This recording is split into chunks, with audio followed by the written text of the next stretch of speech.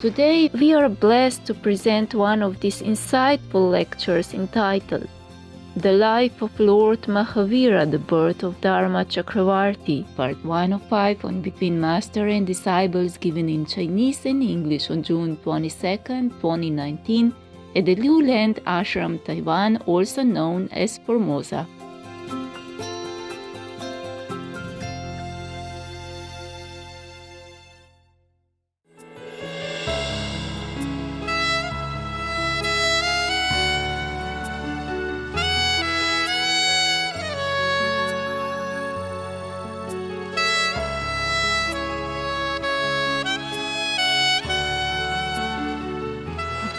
Hello.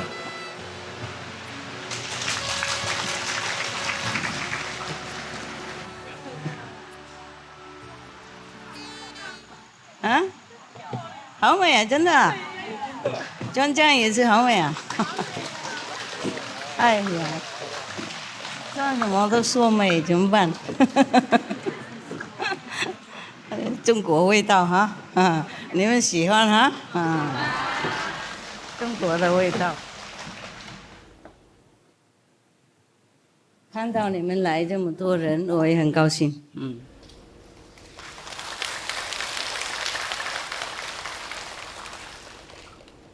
继续做哈。和尚也专家啊，好看好看。这种帽子也有用，给和尚更有用。喂，没有头发有手冷嘛？啊？哎，没事没事，没事啊，这样就好啊。广告啊，广告那个素食，刚才休息够了吗？吃饭 OK？ 很好啊。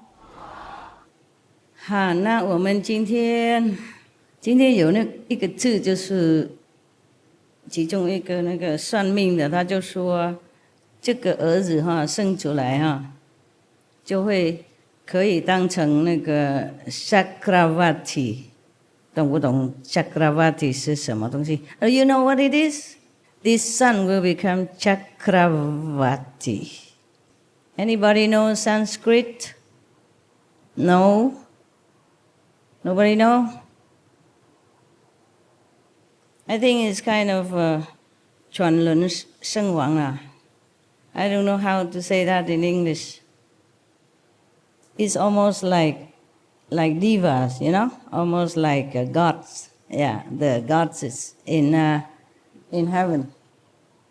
So never mind. We continue, Meaning, this prince that's going to be born will be very, very great. You know, super above human. Yeah, above human standard. Chakravarti. Very, very highly evolved being, yeah? A little above human. Yeah. But, you see, the seer, the fortune teller, told the royalty that Maharaj, according to the scriptures, there already have been 12 Chakravartis. So the prescribed number for this cycle of time. However, one Dharma Chakravarti, mean the emperor of religion, is still to be born. This is a bigger one, maybe king of the Chakravarti. So there's one more to be born. As such, all the signs and circumstances point at the fact that your son, the benefactor of mankind, will be a Dharma Chakravarti, king of Chakravarti, even one level higher than a normal Chakravarti. Wow. What a being, yeah. Not born yet, and so much praise, so much position, high standard already predicted about him. And I don't know why they say it's a son. He's not even born yet. And they already know he's a son. King Siddhartha amply rewarded the dream readers and sent them home with due honor. The auspicious birth, now it's his birth now coming, they describe his birth. It was springtime and the nature was in full bloom. The atmosphere was clean and pure. Cool and fragrant breeze infused joy in every particle of the nature. In the soundless quietude of the midnight, the sky was fluorescent with milky moonlight. Auspicious sign. The auspicious date was the 13th of the bright half of the month of Chaitra, Hindu month. Okay, we have too many calendar, and now they have to include my calendar as well. So we have one extra calendar. I'm good at calendar. I don't just read. I give you big, long explanation and every other thing. It become a calendar. And I hope I'll be famous as a calendar maker. Special calendar. So the moon was in conjunction with the Uttarapaguni Nakshatra, okay, meaning lunar mansion, the sign of victory. At that auspicious moment, Mother Trisla gave birth to a divine child. The child was the embodiment of divine light. As soon as he was born, the world was filled with radiant light. It appeared as if, to behold this divine light, even the blind were blessed with eyes. Such a radiant light, such brightness, that as if the blind people could even see. So bright. Yes. Maybe the blind people could see also if that light were not just outside but also infused in the beings on this planet. Then people can't even see the light inside. Yeah. Also, so in case this light was so bright and so benevolent, full of blessing from the great master, the newborn master, that the beings on this planet at that time might have been infused, blessed to see their own light within. Maybe not too long, maybe for a moment, because this is the birth of a great master. So heavens and all the Buddhas, the saints, the past, present master, they're all blessing the whole planet, in joy and celebration. Thus, even the blind could see. That's what people think at that time. It was possible that the blind have seen something. In our group, in our association, there were some members, they were blind. But during the time of initiation, and henceforth, they were able to see things, the inside. So they said, oh, I can see this, I can see that. So that's why in the Bible, it is stated that Jesus made the blind see, In the Buddha's time also, everything is possible. This light penetrated even the oppressive, dense darkness of the hell. Wow. So the hell beings forgot their pain, their quarrels, their fight, and battles stopped. In hell, so there are a different kind of hell, There are hell when people are burned or chopped or punished in so many gruesome ways. And there's some hell that people keep fighting like forever, like they were fighting when they were alive already, and when they die, they continue fighting in hell. Whatever they have not finished on this planet, they continue in the astral level or in hell level. It's similar. So make sure whatever you quarrel with your wife or husband, finish it, before you die. You might continue fighting elsewhere, and I'm not responsible. Okay, this is personal, private business. It's not my job to interfere. So all the battles, in hell, or maybe between hell and heavens, also stopped then.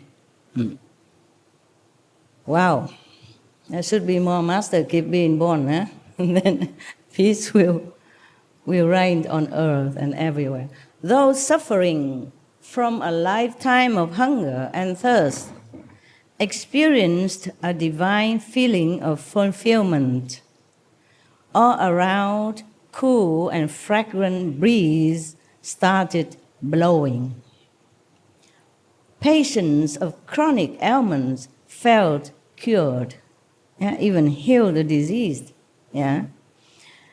Natural enemies too had a surge of a feeling of mutual goodwill and love.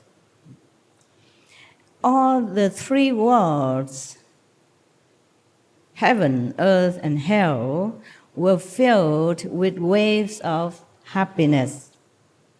With the birth of the child, the whole atmosphere underwent a strange change for quite some time.